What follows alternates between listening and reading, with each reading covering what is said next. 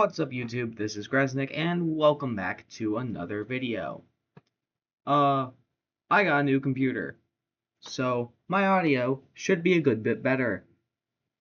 And the video quality. Yeah, so today we're reacting to Game Theory, The Legend of Deltarune is a Lie. Make sure to like and subscribe to the Game Theorist and myself, and let's get into this. Itself. The character's game. A portion of today's episode is sponsored by WB Games. The Legend of the Deltarune is a lie. Many of the characters we've fallen in love with actually play very different roles than we originally thought. I don't know about different roles. I don't know. I love these games. They're fantastic. What are you guys? And now it's time to reveal the truth. The truth about our heroes, their greatest enemy, and the legend of the Deltarune itself. Alright. Hello Internet! Welcome to Game Theory, the show that promises to give the new Pope Leo a copy of Deltarune if given the chance. But if I'm bringing up that dead meme, that can only mean one thing. Deltarune chapters 3 and 4 have finally arrived, and I have been dying to get stuck into these new installments of the story, have some questions answered from previous chapters, and as always, try to solve the new questions these chapters present. And there is a lot to discuss, my friends. We're going to be uncovering the true identities of some familiar characters and what their roles are within Deltarune, learning that the things we thought to be set in stone may not actually be true anymore. Seems to be a running theme on this channel recently. And of course, figuring out what it all means for the future of this franchise. So gulp down that juice, theorists. It's time to open up a dark fountain and dive back into the world of Deltarune. Lee, what are you doing here? Are you here to help me take on the lore of Deltarune? What? No, don't be ridiculous. I'm here because today's sponsor needs us to save the DC universe. Now who's being ridiculous? DC is Film Theory's thing, not mine. Tom, you don't understand. It's a DC game. Oh, I guess you could say that worlds collide. No. Bad. Okay, fine, but you're gonna stay here and help me with the comic book stuff. If you haven't heard of it, DC Worlds Collide is the brand new squad-based RPG for iOS and Android, where it is your job to defend the world from the evil crime syndicate. Basically, evil versions of all of your favorite DC heroes. And so, it's up to you to form an elite squad to face them. There's over 70 characters to choose from, both from the Beetle. Oh, so you some strategy. Like I've green to thanks to download the game today. You guys can too by clicking the link in the description or scanning the QR code on screen to download the game today for free. Thanks to DC Worlds Collide for sponsoring this video, and thanks to Lee for giving me a hand. You're welcome, Tom. Now, how do I get back to Film Theory? I don't know, but I gotta get into the Dark World to figure out Deltarune, so... Bye! It's been almost 4 years since Chapter 2 was released, and over a year since our last video on it. So before we get too deep into this Dark World, let me give you a quick recap. Deltarune is the spiritual successor to the wildly popular indie RPG Undertale, a game where every small decision you made, from defeating enemies to how you spoke to characters, completely altered the outcome of the game. Deltarune, however, works a little bit differently. There aren't multiple paths you can take that lead to different endings. Characters aren't killed, but instead the battles end after a certain amount of damage is made and you spare them. The whole theme of this game is that your choices don't matter. Over the last 2 chapters, we met Chris, a quiet individual who explores places called the Dark Worlds with former bully Susie. During these adventures, they meet Rolze, a creature from the Dark World who wants Chris to fulfill the legend of the Deltarune. This prophecy was that 3 heroes, a human, a monster, and a prince from the dark, would seal the dark fountains and banish the angels heaven. Again, highlighting the idea that their destinies are set. They cannot be changed. And even if you try to force a change, like you can in Chapter 2, where you do a genocide-like run, making your friendly neighbor Noel freeze enemies to death, it still doesn't change the outcome. It only affects how you got there and how Noel behaves. Not exactly what people were expecting when the game first came out, but something you can do to affect the outcome of this channel is hitting that subscribe button. We're actually on our way to hitting 20 million subscribers, and we're planning something really special for when we hit it. But if you want to find out what that is, you gotta hit that button. If you're skilled enough, that is.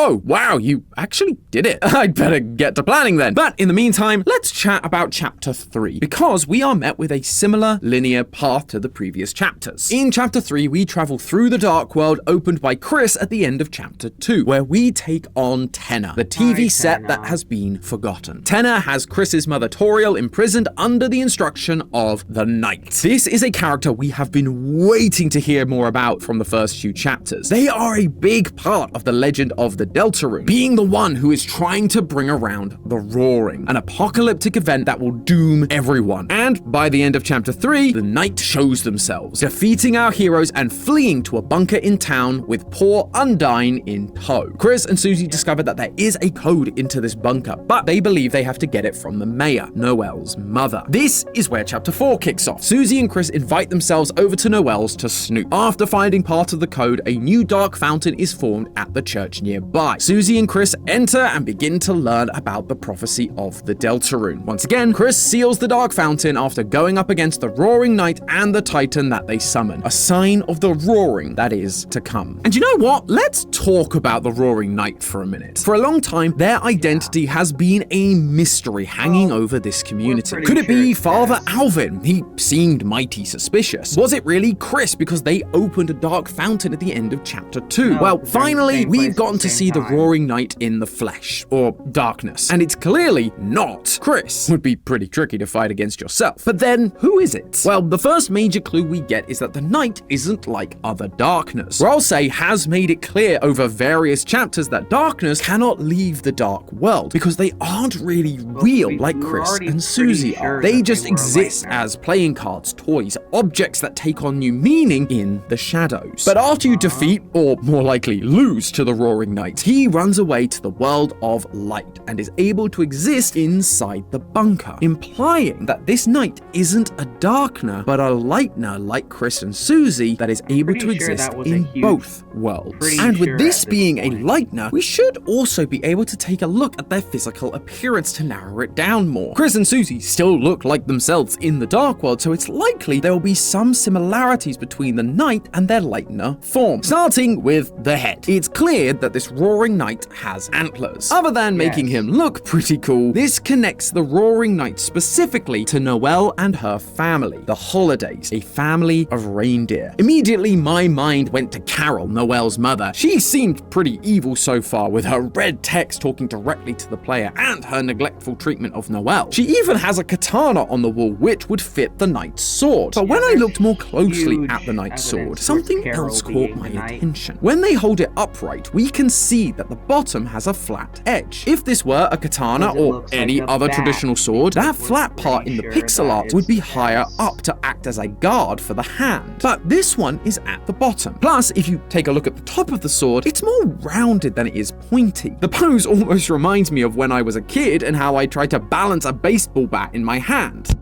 Wait, in previous chapters, Noelle recalls how her older sister Des would hit Chris with a wiffle bat if they were lying. And we know that taking items into the Dark World transforms them, like our sword really just being a pencil. Des is also the only member of the family we haven't met yet. We actually know very little about Des, other than her full name is December, keeping with the holiday theme. She is no longer around, and weirdly, that she's left-handed, based on her mouse being on the left side of her computer. And wouldn't you know it, the Knight also wields their sword in their left hand. But there's more than a wiffle bat sword that connects the Roaring Knight to Des. When trying to look for the code to the bunker, Chris enters Des's room and finds Des's guitar. That guitar has shown up once before during the Spamtum Sweepstakes ARG. How did people think it was Des before this chapter?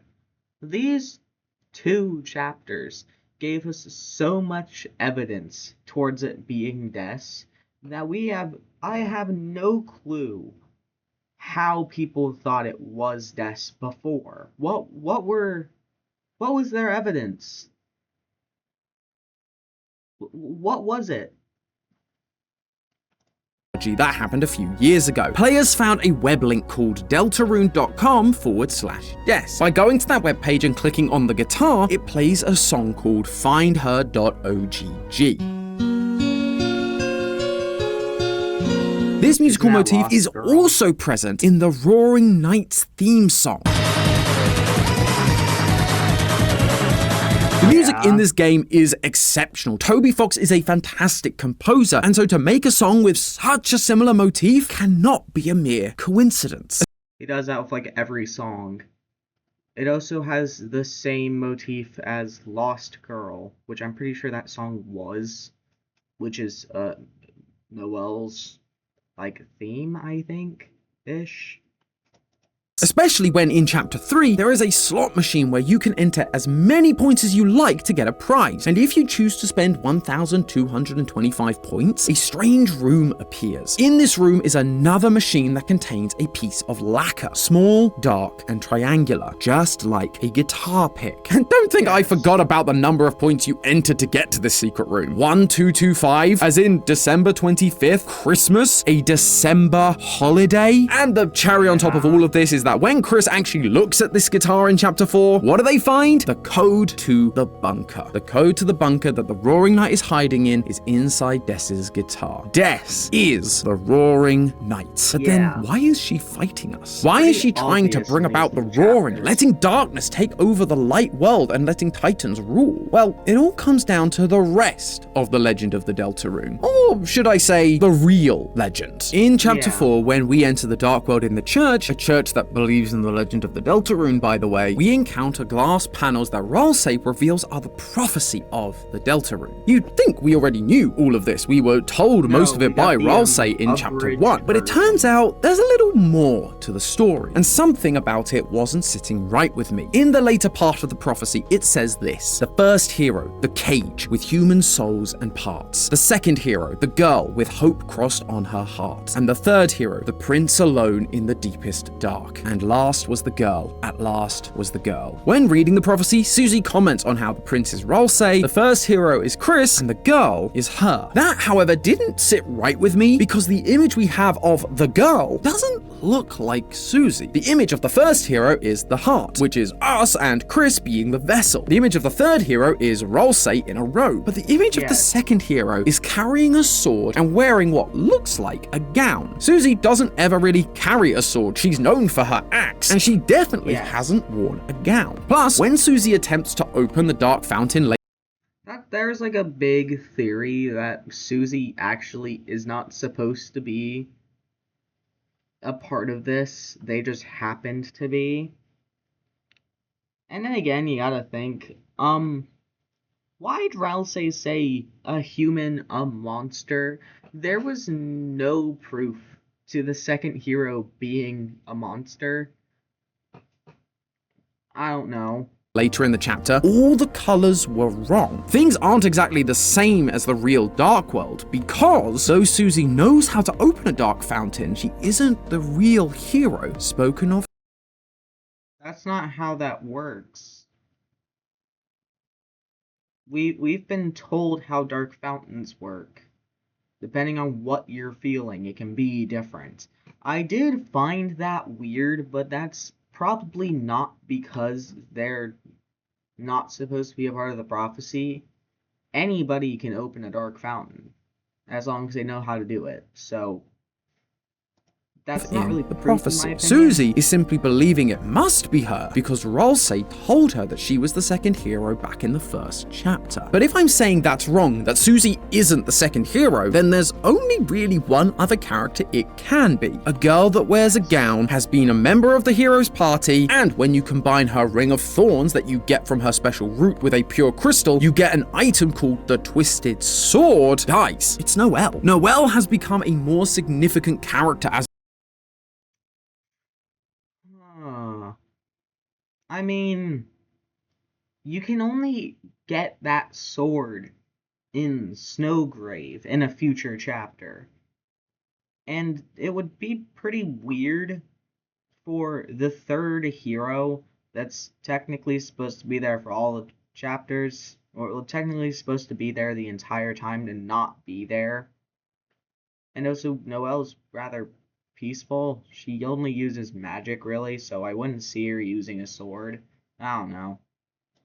as the chapters have gone on. And by taking on the Snowgrave route in chapter 2, where you force Noelle to cast magic and freeze people, Noelle is becoming more confident and is gaining the ability to fight. In chapter 4, you also encounter these priestly figures of the Deltarune, each of them telling you a tale connected to the prophecy, and one of them says, "Who will call the girl who snows?" which is referring to what we literally do during the Spamton Neo fight. We call on Noelle's name and she is summoned, killing Spamton with her ice magic. In another part of the prophecy, it says, "Love finds its way to the girl." The image here is the same as the second hero, but it has a heart like ours inside it. On a more innocent level, this could be referring to Noelle's crush that she has on Susie, but given all the references to the snow...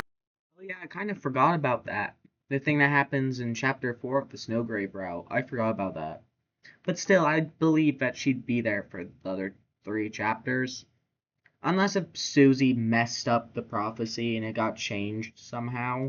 Snowgrave route that we've already had, I believe there's a darker meaning behind this. In Undertale, we were taught about the love stat. When we kill enemies, our love increases, but the stat actually stands for level of violence. During the Snowgrave route, Noelle was pushed to become more violent, and the level of violence found its way to her. And this is made super clear in chapter 4. If you've taken the Snowgrave route in chapter 2, you will receive a unique cutscene in chapter 4 when Chris and Susie are in Noelle's house. After trying to find the bunker code in the old guitar, Chris pulls out the heart and stuffs it into a drawer. It's at this point that we start behaving real sus and vent. While moving around the vents, we can hear a conversation between Chris and Noelle. She says that last night she saw Chris, the real Chris, who told her that everything was all okay. Until our heart makes its way back into Chris and the entire conversation shifts as we prove to Noelle that the events of chapter 2 weren't a dream like she thought. Chris then puts the thorn ring back onto Noelle's finger, and when we do, a red crack appears on the screen. This moment is us, the heart. We are the ones trying to control Noelle, forcing her to use her magic, helping her to find her level of violence. And as chapter 4 continues, we see these actions take effect. In the Dark World, when Susie goes ahead, Rolsei suggests instead of us going on ahead, we think of someone. If we choose to think of Noelle, the screen turns black and a small red dot with the words "thank you" appears. Then at the very end of chapter 4, the screen fades to black and once again the red dot appears. But this time, it's bigger. The red dot is Noelle's heart forming, love finding its way to the girl, just as the prophecy said it would. All of this is pointing to Noelle, and more specifically, the Snowgrave route being part of the prophecy. The Snowgrave route is the canon.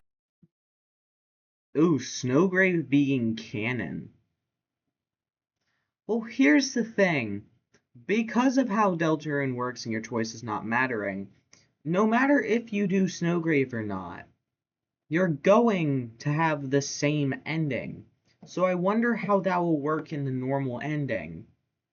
Because, well, they have to be the same series of events. Even though it felt like it was a decision we were able to make, Toby Fox is once again showing us that it was destined to be. This is also why the Knight, Death, is trying to bring about the Roaring. The Roaring is what will summon the heroes and force them to banish the angels' heaven, banish us. Just like Chris, they want us gone so that their sister is left alone and safe, which explains why we see both of those characters working together throughout the chapters. Chris receives some mysterious messages from their phone, which are implied to actually be the Knight. And if you manage to defeat the Knight at the end of chapter 3, they will literally knight Chris. Chris wants us removed from their body, but they also don't swoon Chris whenever they, like with Susie and Rouse, whenever they die, they're swoon, but whenever it's Chris, they're just downed.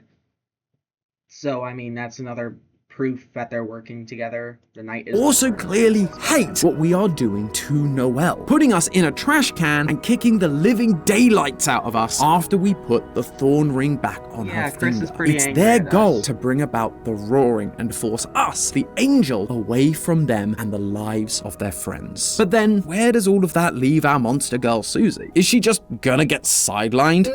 Not exactly. In Chapter 3, when you're allowed to play the 8-bit minigame, there is a secret ice palace you can travel to. On the door is the Deltarune symbol, but it's slightly different to what you might remember. It's pretty hard to see because, well, it's 8-bit, but the symbol actually has 4 triangles on it instead of the usual 3. Before now, we believed the 3 triangles represented Chris, Susie, and Rolsei, the 3 heroes. But now we're being shown 4 people are a part of this, and that's actually reflected in the prophecy too. It's just that Susie, and by association we, have been conflating 2 parts of it. The girl that Susie believes to be her is mentioned twice in the prophecy, once as the second hero, and the second time at— Oh yeah!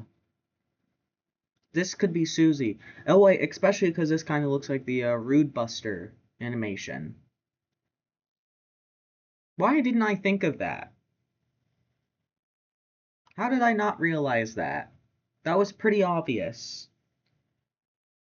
4 heroes of legend. Huh. Why did Rousey not know that? At the end, at last was the girl. This is a list of characters. First the vessel, second the girl, third the prince, and then last is another girl. There are 2 separate girls in this prophecy. And if you look into the game files, the image used behind the final girl is labeled Rude Buster. Rude Buster is a move unique to Susie. So though she may not be named as one of the 3 heroes, she clearly has something important to do with the prophecy.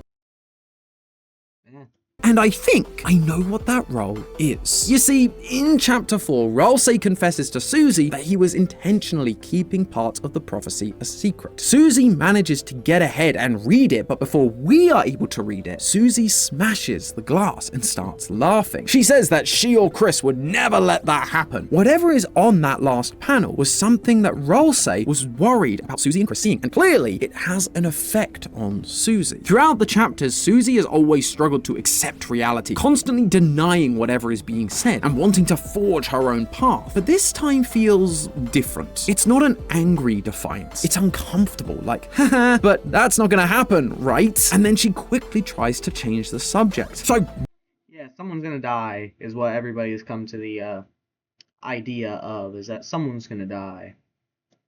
what did it say? Which makes sense for 3 heroes of legend when there's 4 heroes. One of them is gonna die. Well, the lines before this talk about a final tragedy unveiling, meaning that whatever the destroyed panel said is revealing that tragedy. The ultimate tragedy that I could think of, one that would definitely make Susie uncomfortable, would be the death of a beloved character. And I believe that character is Susie herself. I mean, at the very end of the chapter, she starts to tell Chris how she really feels, and it feels very finite, almost like it's her ending monologue, her coming to terms with the reality that is set before her, like she's going to die, and is letting Chris know how she really feels and how she doesn't want to move on. Rolsei is also acting sketchy throughout both of these new chapters. Not only are they hesitant whenever Susie brings up the prophecy, but Rolsei also makes a point to always talk to Chris about how nice Susie is. He even does it directly after Susie smashes the glass, and I always thought that was a little suspicious. Obviously, one of the reasons Rolsei is doing this is because they know what we know. Susie isn't one of the heroes. He jumped the gun when Susie arrived and made an assumption only to realize it wasn't correct, and that she is instead the second girl mentioned. But the real reason he's acting so strange, I suspect, is because Rolsei knows of Susie's fate, that she isn't long for this world, and so he's trying to make sure however long she has left is an enjoyable experience, rather than us ruining it by favoring Noelle over her. And actually, Noelle is a big reason why I think Susie has to die. Remember, this tragedy leads us to banishing the angels' heaven, which, as we spoke about in a previous theory, is the good ending here. We are the angel and our actions are bad for these characters, as we've seen play out with Noelle. And actually, Noelle growing in her levels of violence leads me to believe that we, the players, are growing her powers in order that during the final battle, the angelic-looking Noelle will become the perfect vessel for us to use in order to control everything and everyone. But I also believe Susie, despite not being one of the main three, is the one that's going to save Noelle, and in the end, the entire world. In Chapter 4, Chris has a moment of playing the piano. Chris is actually great at playing the piano. We see it referenced time and time again throughout the game, but while we are in control of them, they suddenly suck because we cannot play piano. However, during Chapter 4, Susie calls Chris by their name and tells them to play very sincerely, which leads to Chris, for a brief moment, gaining back control and playing without our inputs. Now, we know that Chris can rip out our heart and take back control of their body at any moment, but that is not what happens here, and that's why it's so special. Chris is able to gain back control while we are still inside of Chris. Susie's kind and authentic words had the ability to tear Chris away from our control. And I believe that Susie is going to be able to do the same thing for Noelle. However, Noelle is clearly far more powerful than Chris. That's the whole point of the Snowgrave route, making her stronger, which means it's going to take something much bigger to move Noelle. But we do know that Noelle has a massive crush on Susie. So seeing her die while under our control because of our control, I suspect that will be enough to pull Noelle back to reality, out of our control, so that the three heroes, Chris, Noelle, and Rolsei, can banish us for good. Now, the prophecy follows a classic AABBC rhyming scheme, and lines 1, 3, and 5 use 10 syllables, while lines 2 and 4 use 8. So while this next bit is purely conjecture, I'm going to put some money on the prophecy going a little something like this. And then, when all hope is lost for the tale, the final tragedy unveils. To save the world, there is only one way. The girl's death breaks the angel's sway. Only then will the worlds be saved. I'll admit, a lot of this is on the more speculative side, but what an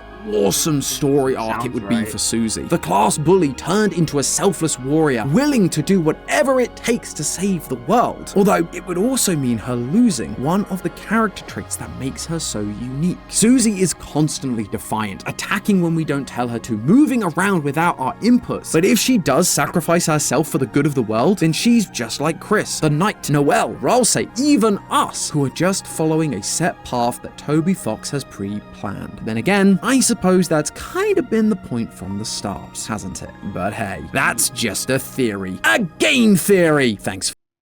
Oh. Man. This theory makes sense. He didn't come up with like a super new theory. Most of this is like stuff people already thought. It is crazy how much chapters 3 and 4 gave us. Like, before the chapters even, people were pretty sure Des was the Knight. And then these two chapters gave us so much, like, proof. I didn't even think about that prophecy part of there being a fourth hero, actually. Interesting. Well, as always, like and subscribe to The Game Theorist and myself. And I will see you next time. Goodbye.